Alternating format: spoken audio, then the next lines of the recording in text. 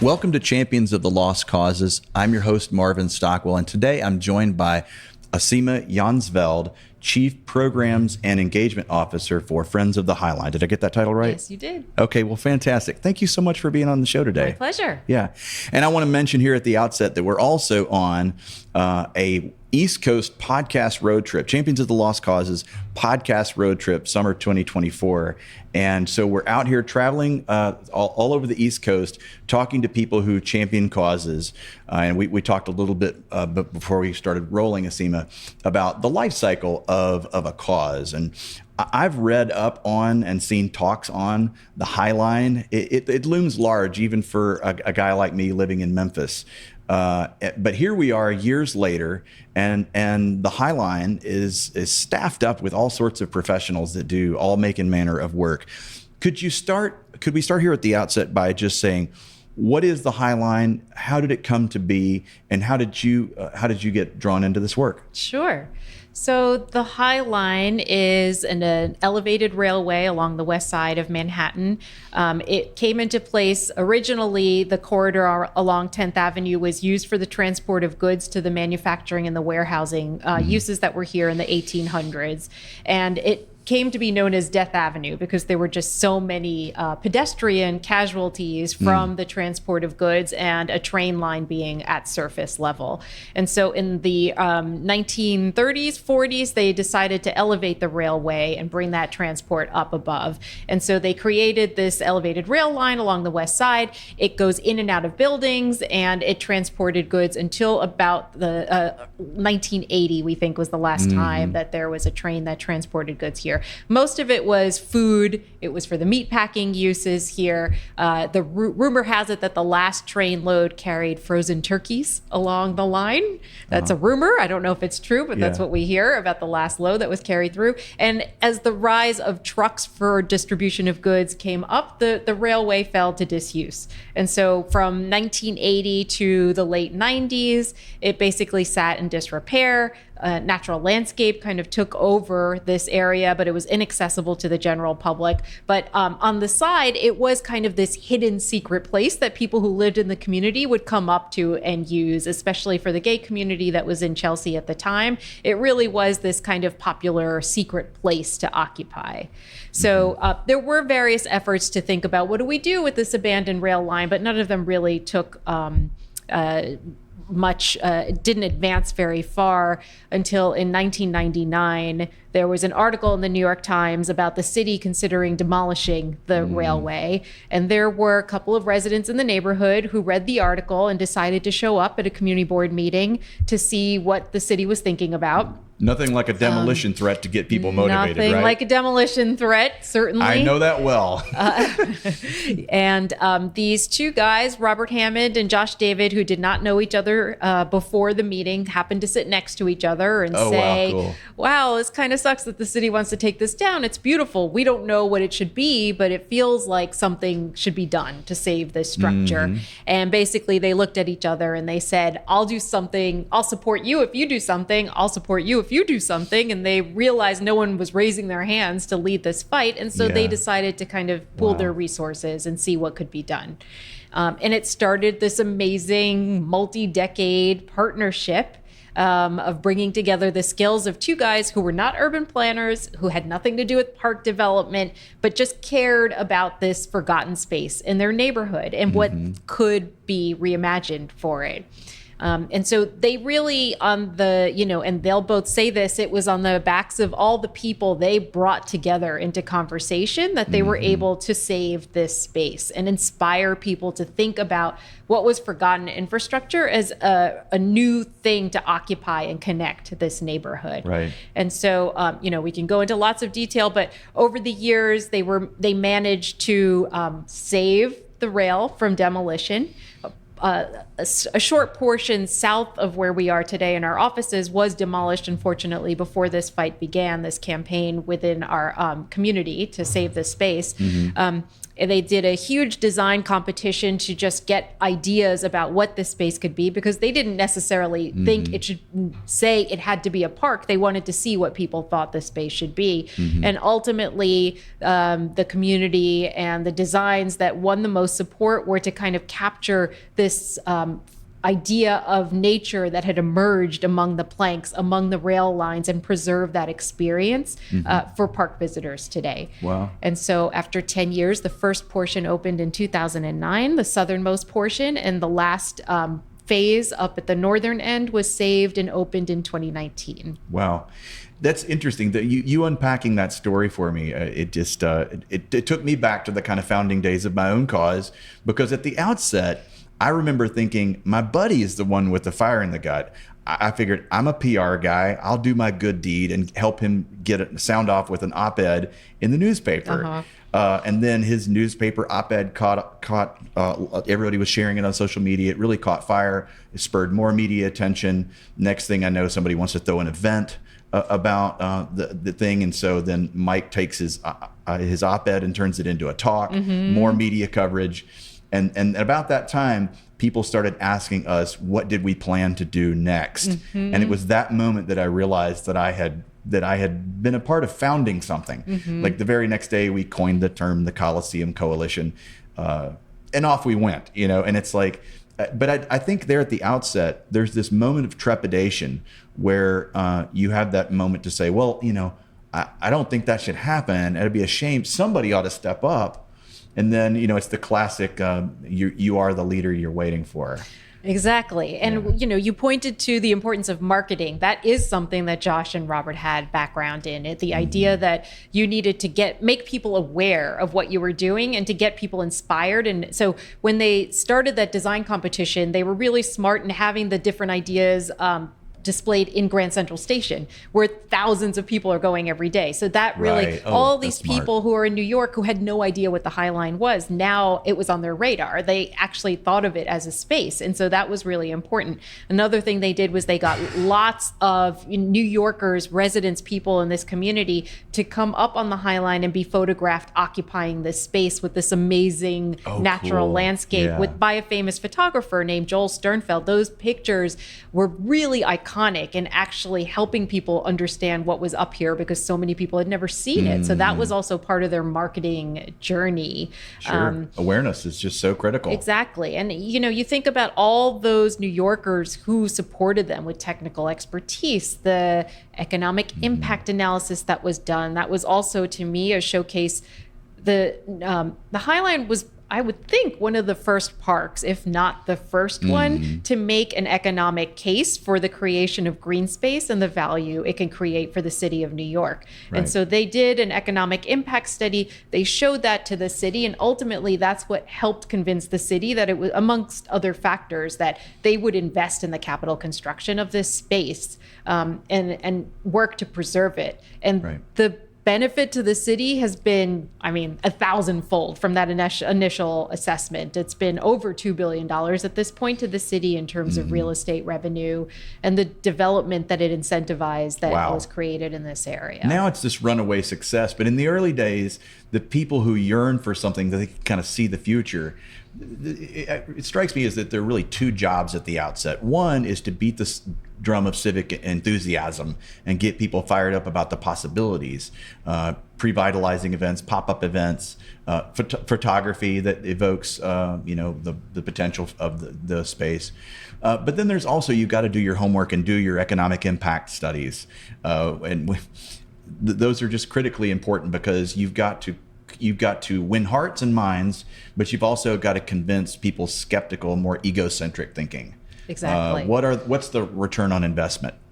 And the biggest opposition to saving the High Line were the property owners that were adjacent to the line. There was a lot of value for them in the land that is under the High Line. And so for the demolishing of the High Line would give them lots of opportunities to build. And so another very, very critical piece of the redevelopment was doing a rezoning of this whole area of Chelsea that was spearheaded by the then chair of the City Planning Commission, Amanda Burden, who now sits on our board and has sat on our board for many, many years.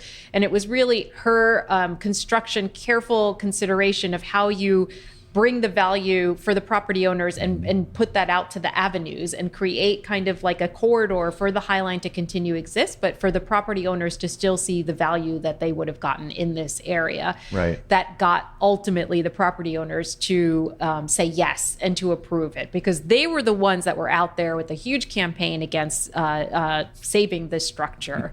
And now, ironically, they have probably been the biggest beneficiaries of it being preserved. Because, and I hope that you have at least a couple of them that were like, you guys were right.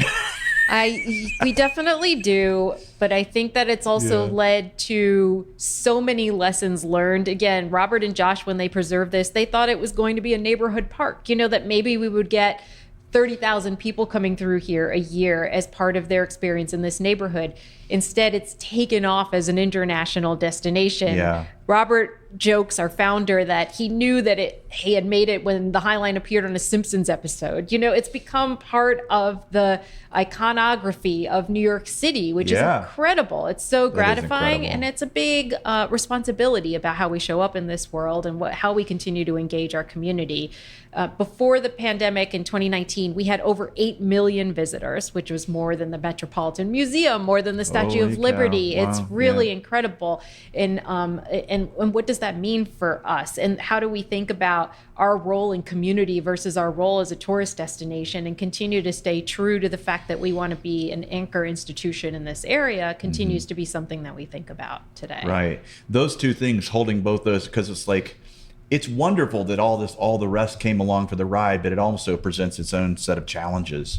And if you want to continue to succeed in that founding vision, or that founding purpose, could you talk a little bit about how you all strike that balance? Yeah, absolutely. Especially in my role as the lead for programs and engagement here at the High Line, we talk a lot about our intentionality in the programs that we do to create a sense of belonging for New Yorkers.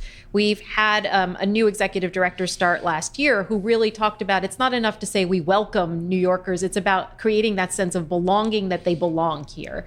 And so we take the cue from our communities about what they need and what they want to see here. So, for example, we have wellness classes for our older adults. There's a few naturally occurring retirement communities here in the Chelsea area. They're called NORCs.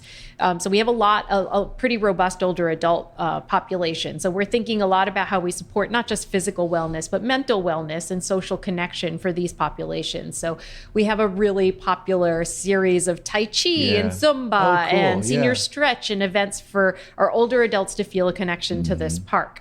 We heard a lot about this desire to have a salsa dancing party, like that. There was such a big interest in that. Yeah. And Ariba continues to be our largest public program. And our longest running. It's been running for over 10 years. Oh, wow. And we attract over 1,000 people who come and dance on the High Line for 2 nights every summer. And it's just an amazing opportunity for us to bring together New Yorkers from across the city. So cool. So, we have seated conversations. So older adults or people who are differently abled, who aren't able to walk the High Line, have a way to experience the history and the art and the culture. And another landmark experience of the High Line is our premier public art program. There is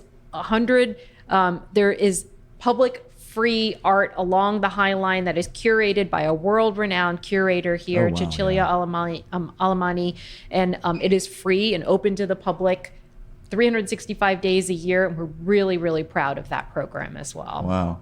So you kind of talked about your responsibilities as how to in answering this last question, but how did you get? Talk a little bit about the time before you worked at Friends of the High Line, where you probably admired the High Line from afar, but how did you get pulled into this? Yeah, effort? So that's a great question. My background is in urban planning, so I've been an urban planner by trade, and I worked for the city's Economic Development Corporation for over a decade, where I was overseeing larger master planning efforts for the city. I was there for 9/11, so I saw this shift in thinking about what it means to actually have people feel safe and welcome in living in New York City, and what that means, especially in Lower Manhattan. And it was Bloomberg when he came in, and 9/11 in part, that that created the city's support for this, because they really wanted to make sure that we focused on livability in this city and having people feel that it was a place they wanted to be after such a terrible terrorist attack in our city. So for me, I started out in there, and then I went into consulting, and I really focused on what it means to think about the intersection of social, environmental, and economic impacts on a community. So what actually brought me to the Highline was another program that we oversee called the Highline Network. And this was a result of all the other people who've been inspired in their communities to think about how they reuse infrastructure for public space in their own backyards, and coming to Robert and saying, how'd you do this? How'd you get this campaign going? How'd you get the support? How'd you set up the governance? And him realizing that it might be worth formalizing a peer learning community, not only to share the successes of the Highline, but to share our lessons learned, what he might have done differently, what he would have thought about differently if he had known at that time what he knows now. Oh, that's incredible. Yeah. And a lot of that is around value capture. It's these concepts of displacement and gentrification, that if you create quality green space, you will likely raise the value of real estate in the community. But how do you do that in a way that you are actually benefiting the long-standing residents and businesses and not driving them out? And there's no silver bullet for that, but I'm really proud of the network and the fact that it is a community of infrastructure reuse leaders across North America who are experimenting and thinking about different ways to ensure that equity sits at the core of whatever they do. And so that brought me to the Highline. There was an opening to lead the Highline Network and to kind of expand it and think more about what this peer learning community could be. And so I think Robert was interested in, again, I didn't come from a park background, but I came from a background in terms of thinking always about that intersection of social, economic, and environmental impact and how we support leaders in that work. And so that I was really interested in seeing how we use the voice of the Highline to advocate for those issues and to really set the standard for embedding equity in public space. Wow. I'm so glad to hear that. I kind of knew, I've read a little bit, but that's a little bit, that's a much deeper answer. And it just gives me another reason to appreciate the Highline, because so several jobs ago, I worked at a place called Church Health. It provided affordable health care for people who didn't have health insurance in Memphis, one of the largest faith-based clinics that serves the uninsured in the country. And one of the things that they had happened to them before my tenure there was that people sought them out and said, how did you do this? Can you share can we come shadow you? And they ultimately formalized that into a replication workshop, and then they curriculatized it, because they're like, why should we pat ourselves on the back and say, oh, this great thing we founded in Memphis is serving needs, when there are people all over the country that are trying to solve the same problem. And so the fact that you all are spending resources to make yourselves available in a formal way that helps people with adaptive reuse projects is that's so incredible. It's also very gratifying. As I mentioned to you before, we actually have a member. We have a member in Memphis, Tom Lee Park, that we work with. Yeah. And they, what I love is that it really is that the Highline is a member of this community. We learn so much and are inspired by what other people are doing after the Highline, as well as they're inspired by what we have done. And I also think it's really gratifying because the Highline does have a loud voice in this community that we're able to elevate those stories and the best practices of what's happening across this country. So it's really a wonderful way for us to have an international reach, because while the membership of the network right now, we're at 47 members right now.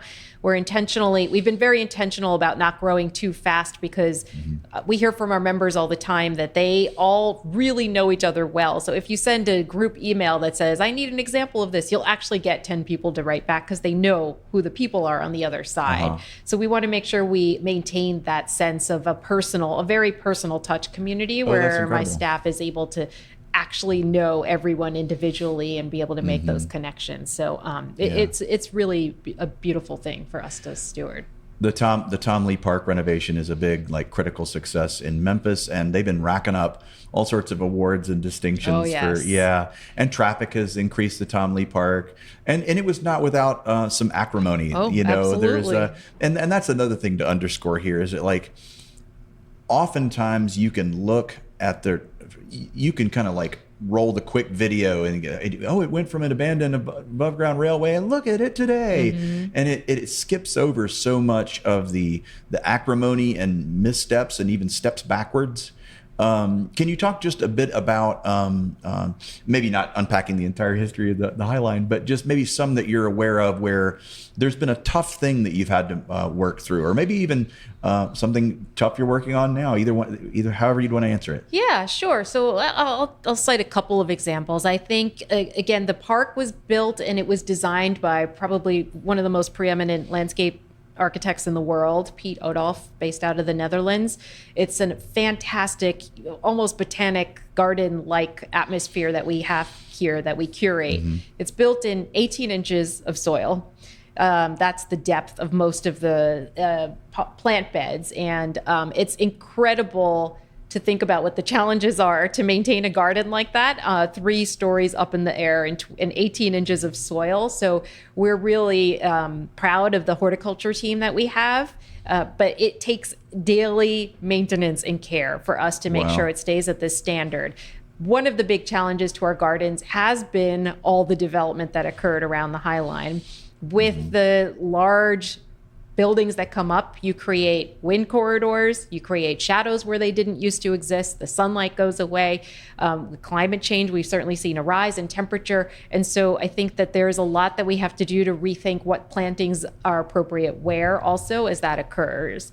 So I would say just the response to adjacent real estate development has certainly had an impact on how we operate our space.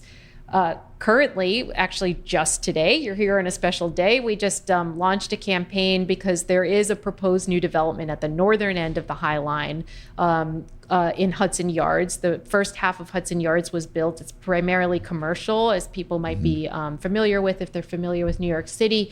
And the western rail yards, there was a community approved plan in 2009 to create a new residential community there, along with a school and private park space that would be adjacent to the part of the High Line that curves around what we call the western rail yards.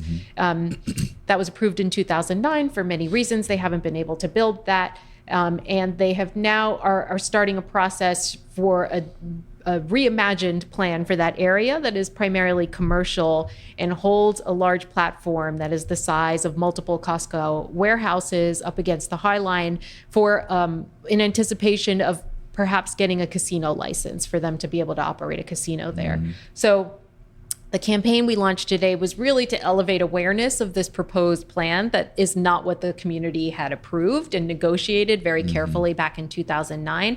And for us in particular, to protect the High Line experience at that area. So it's Protect the High Line is the campaign name. And, Perfect, yeah. And the social media campaign. And we're encouraging people to come on and voice what their concerns or needs are for this area to ensure that the community is considered as carefully as it was in 2009. When the plan was put together. So it is about us being proactive about what's happening around us to ensure that we continue to preserve this experience as like a respite for New Yorkers, and that the views and the experience of the gardens remains true to what the vision was when it was developed. Right. As a PR pro with my own publicity practice, I'm proud to be partnering with my friends at Muckrack, an all-in-one platform that helps me build rapport with journalists and land timely media coverage. Not only does Muckrack give me the tools I need, they actively work with PR pros and journalists to build community in ways that add value to our work. If you want more information about Muckrack, visit muckrack.com. It's interesting. So my own cause, the Coliseum, one of the steps I took was to found a separate organization called Friends of the Fairgrounds, because the Coliseum sits within a 155-acre land parcel. So we did a whole 1.5 year long stakeholder input process where we asked the neighbors in adjacent neighborhoods and all the resident, kind of businesses and organizations on or adjacent to the fairgrounds, what do you want to see the fairgrounds become? And because we didn't want that to just be commercial interests are going to how can I make the most dollars the fastest? Yep. That's not necessarily, capitalism is the engine of our country and everything, but I think to be thoughtful and they can build a casino all sorts of different places. Do they have to build it in a place that overshadows this place that is uniquely wonderful. Not just for New Yorkers, but like it inspires people all over the world. And now, as you said, is working with people all over the world to more thoughtfully redevelop things with the community in mind, with equity elevated. And I just think, well, I know where my heart lies. I don't even need to know the details, but that takes both the force of conviction, but also tact and restraint. Definitely. And to be clear, we're not saying that we're anti-casino or development. We're just pro protecting the Highline experience at this stage, as we continue to learn more about what the community wants and what they need in this area. But it certainly is disheartening to see such a monolithic proposal be put through without really consulting with the community or changing so much from what was originally the plan that had been really heavily negotiated. And it took a lot of community time and effort and investment for them to come to that compromise with them in 2009. And so you would think that anything that would be proposed today should be better or more giving to the community instead of taking that away. So that's something that we want to make sure everyone's aware of and being heard. Well, so there is already kind of a standing under agreement or plan in place from 2009 that ought to hold sway here. There was a rezoning that was approved by the community and went through the official land use approval process at that time that required heavy negotiation with the community to get approved. Well, I think that would strengthen your hand, right? But it is like, it already feels somewhat David and Goliath, big powerful business interests and... Yeah. And there are casino licenses that one is coming to the city of New York. So there's multiple sites that are competing for this right now. And so it's going to be an interesting couple of years while we see how that plays out and what community is most comfortable with the benefits that they want to receive from that. So right. They may determine that that's not worth the acrimony, and if they've got other sites. I know in another Memphis example it's similar. There was going to be an oil pipeline built through South Memphis, and some people stood up and really there was a public campaign to say we do not want this oil pipeline built through South Memphis. The health outcomes in certain instances are going to be bad, and they did their homework, they did the studies, and ultimately the pipeline, they didn't give them the satisfaction of saying like, okay, you win, we'll take our oil pipeline and go elsewhere. They just said, oh, well, we're going to pursue other options. But it was a huge victory, because if people not stood up, they'd have built it there. Yeah, exactly. And they don't care about those residents and their health outcomes. They just want the fastest way to get their oil to make the most dollars. So maybe if you all agitate a bit, in a good-natured, forceful yet with a certain degree of restraint and words fail me, but just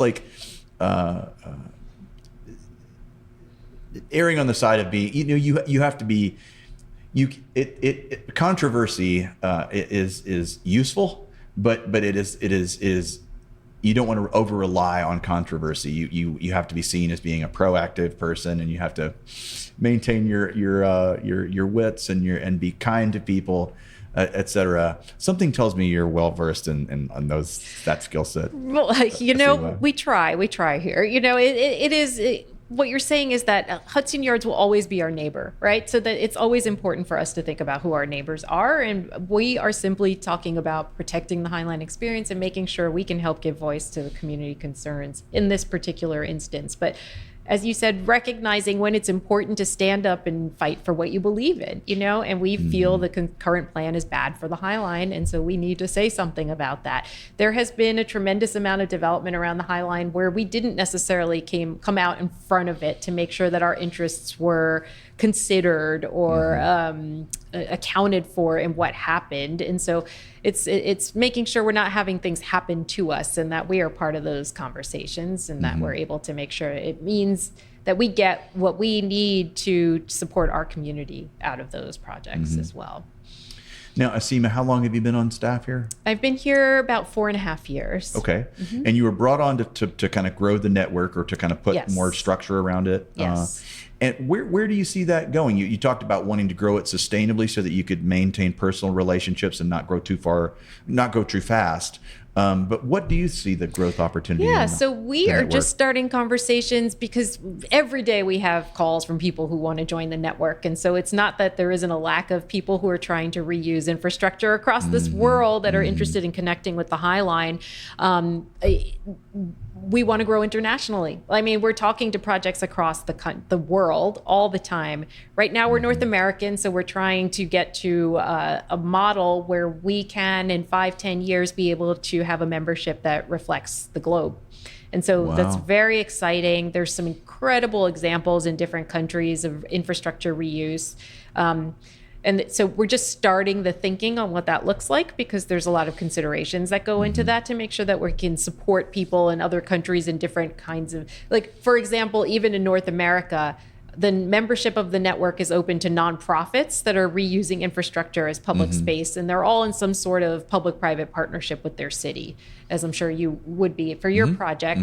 And the prominence of nonprofits running public space is a common model in the United States, but even in Canada, we don't see that, right? There's a very different perception of government role in the governance of public space as opposed to what's considered privatization of public space. And so it gets a little bit, there's much more hesitance to do that there. And so we have to look at what that model looks like in other countries and how that's supported, and make sure that we're able to talk about financing and governance, and that it's, we can be we can apply it to the different situations that we're seeing in different places. Wow.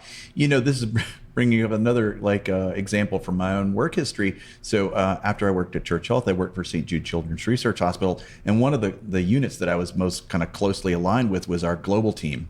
And, during my time there, they had to deal with the WHO to go country by country and saying, what are your cancer cure rates for children? How can we, as St. Jude, mentor up the hospitals and the doctor community? And how can the WHO work with the ministers of finance and health to set policy such that it will be funded? So this is sending me down a path to think it is actually really exciting to think about where that might grow. And Church Health was a very small, more Memphis-based nonprofit with not anywhere near the resources that a St. Jude Children's Research Hospital had to entertain, partnering with the WHO and going country by country. But this strikes me as having a similar possibility because adaptive reuse of older infrastructure is something that not only, I think, almost always is a better idea thematically, artistically, design-wise. It's more interesting. But especially with construction costs being so high, there's economic pressures to say you're better off to reuse things rather than to scrap and build new. It's the more environmentally friendly thing. So this is going to continue to be a need.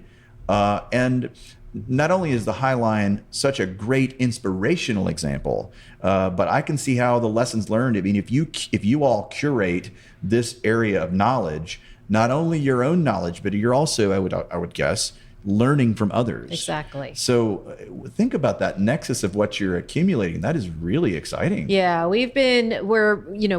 every couple of years we issue what we call in shorthand a best practices toolkit. And so we're doing what we can to elevate the best practices and case studies, like all the case studies of what other people are doing. It's so, I think, helpful to people to see real life examples of what happens, right? Sure. And we also put an emphasis on it's not just all the successes. We want to hear where things went wrong. Like, what didn't work? What did you learn from that? And that's also one of the reasons I came to the High Line, because I really appreciated that Robert was willing to say publicly that the High Line wasn't all great, everything that happened. There are things that were unintended consequences, that there are things that we wish we could have done differently. That takes humility. It does. And that's kind of that's incredible. That's the credo of our network that I find so lovely, that everyone's really willing for the betterment of other people to share those challenges so that someone else can do better in their community. And I really enjoy being in that place to help support that.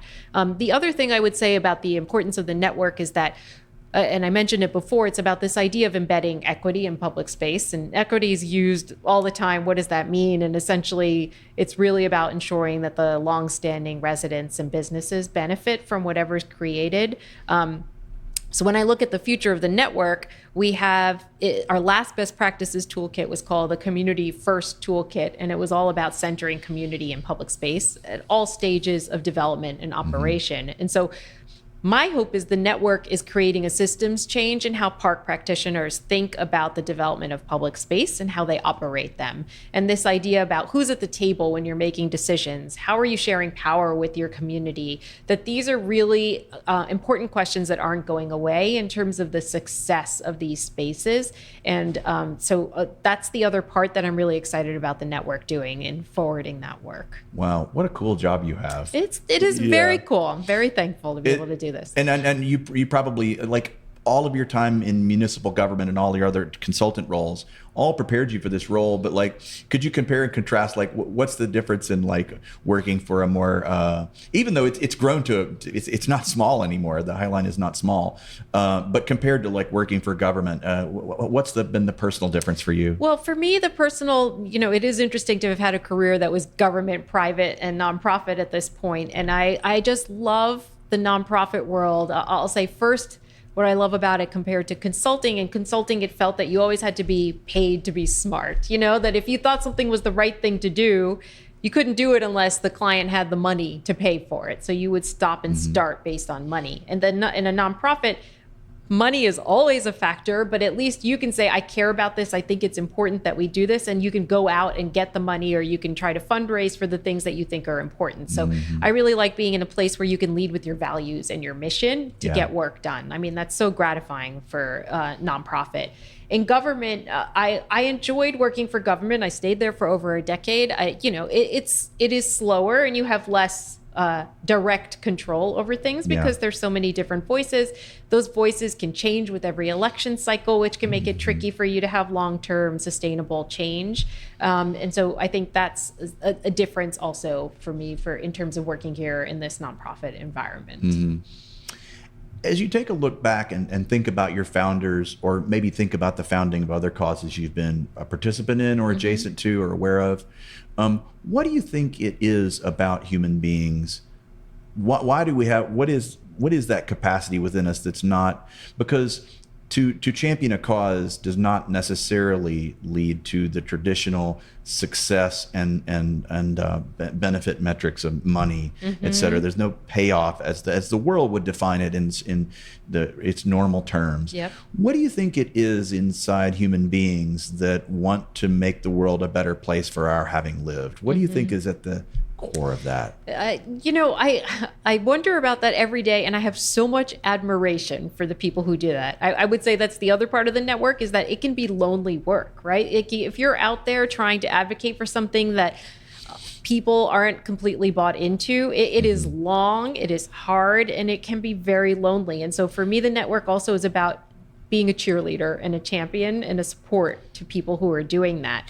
I think it's we need those people in this world, right? I think there's probably for every one person who stands up to create that kind of change in their community, there's probably 20 who had an excellent idea who don't, right? Who sit back because they think it's too much work, or they're scared to shake the status quo, or that they think it's not within their knowledge base and they don't know how to do it. And so it takes a lot of guts for someone to stand up and do that. And I think it's about people not wanting to rest on their laurels, wanting to see something different in their community, in their area, that they want to make sure that they're continuing to evolve as people, and that they're continuing to have joy and spark joy in their life. And so for me, that's what I think these people are doing, is that they're really thinking about what it means to have to create, I like to use the word wonderment a lot, but like this idea of wonderment, and to be motivated by that in their life. Right.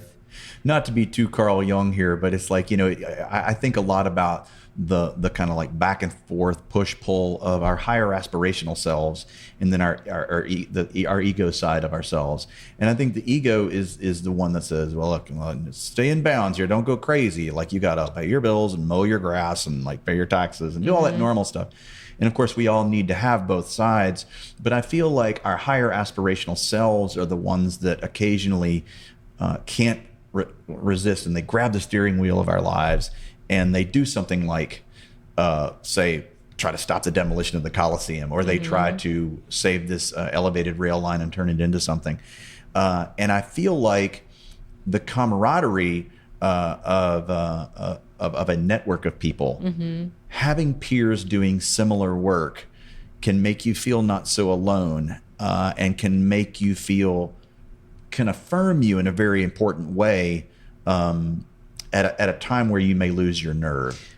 100%, especially in this day and age of social media, when there's so many critics, there's so many voices, so many naysayers that can get to you in different channels. Like, I often wonder what it would have been like for Robert and Josh in 1999 if social media existed. Like, would you have gotten so many negative voices that electeds would have been scared to stand up and support this project? Like, that's something else that happens. There's so much careful balancing of all the negativity that is out there that is just, anonymous but damaging. And so I think the other thing about people who have this fire in your gut, as you've said, like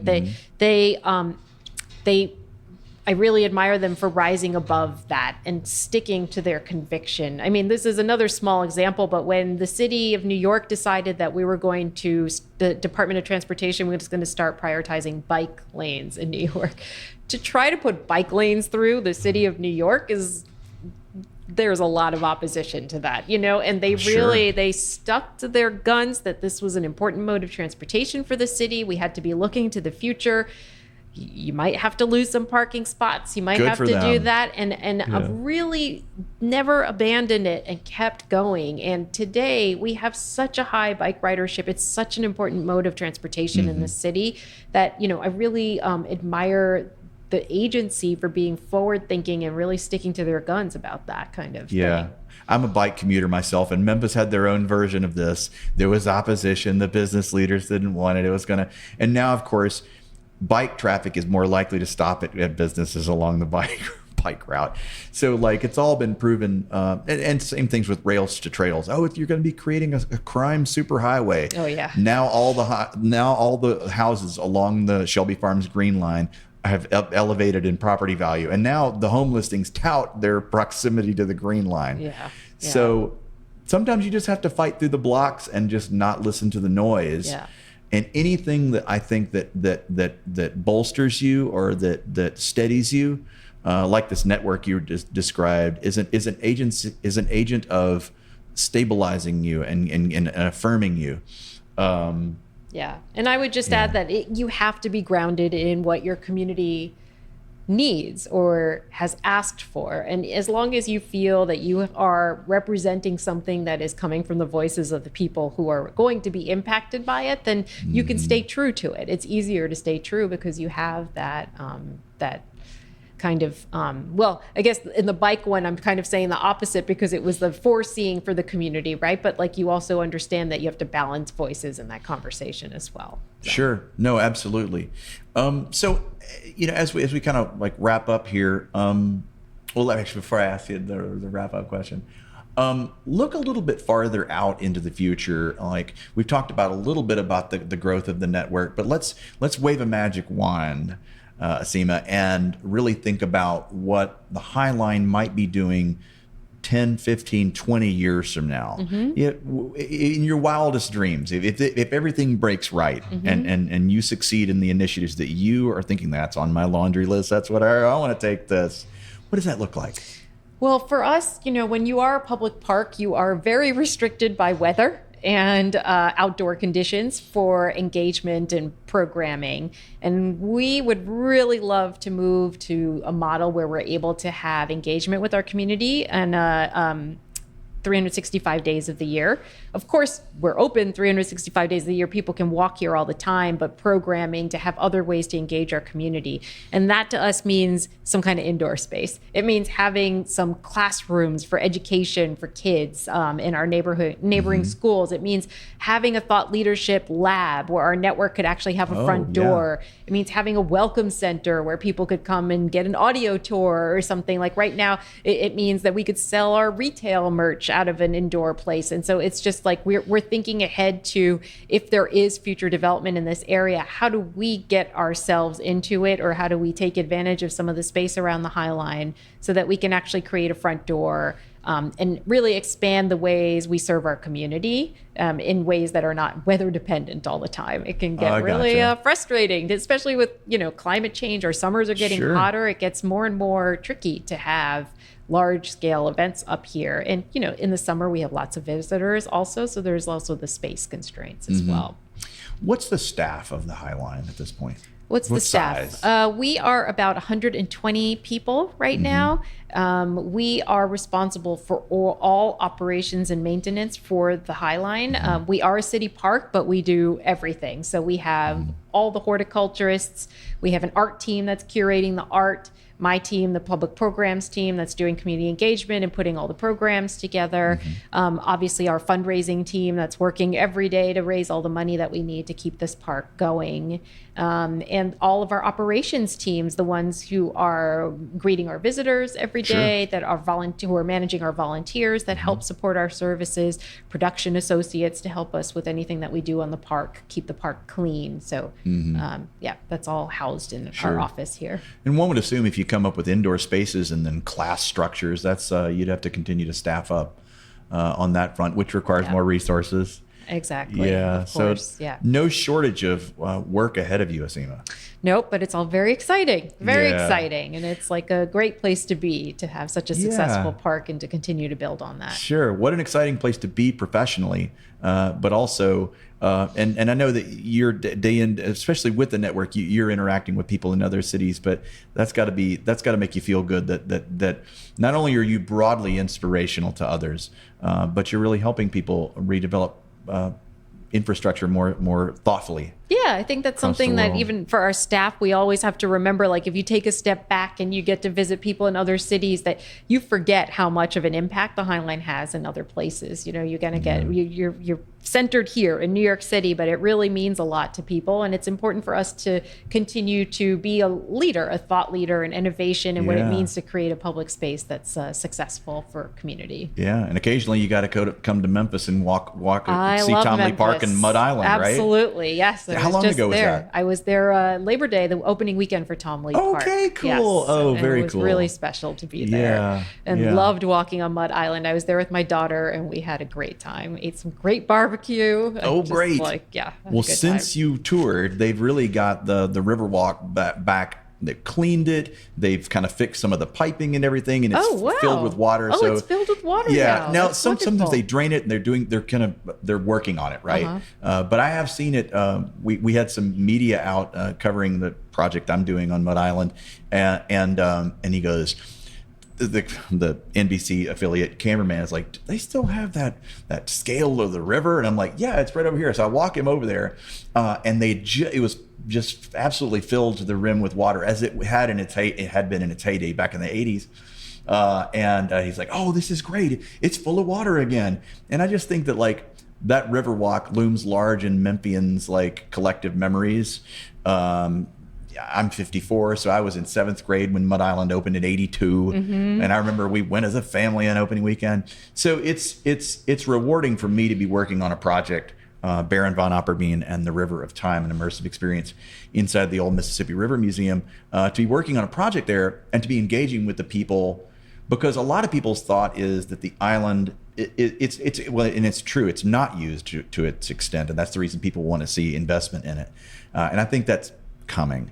But it's incredible to see the amount of people who are already using the island, who are taking their kids and reading the signs along the Riverwalk. Did you all walk the Riverwalk? I did that with my daughter. We did the whole thing. I was cool. We were so impressed with the whole model and how extensive it was and how detailed it was, and have to come back and see it when it has water in it now. Well, it's cool. Very exciting. No, I think it's a crown jewel of Memphis, Mud Island, and people are rooting for it to kind of come back and be its best. Yeah. Great. Yeah.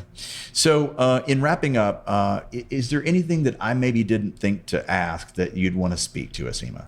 I don't think so. We covered a lot of ground. I think that, I hope that I was able to reflect how special a place the High Line is, not just for all the tourists who come here and visit, but for our community. That's something that we're thinking about all the time, and just making sure that people understand that there's more to the park than just the linear. Of course, the core of it is walking the High Line and feeling it as a respite from the city of New York. But there's lots of activities also to experience here when you're in town. Yeah, and now y'all are inspiring and helping others all across the nation for now. Yes, the North world America, right? Yes. All right, cool. Where can people go to find out more information about the High Line? Our website's thehighline.org, and you can find lots of information, a link to the network, to all our other programs, and to everything else about visiting the High Line there. Fantastic. Asima Jansveld, thank you so much for being on Champions of the Lost Causes today. Thank you for having me.